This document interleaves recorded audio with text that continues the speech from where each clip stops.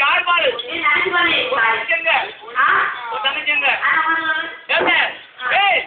சுத்தமா இருக்கா இல்லையா?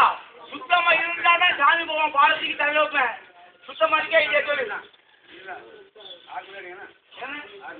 விடிய விடிய செய்யுங்க.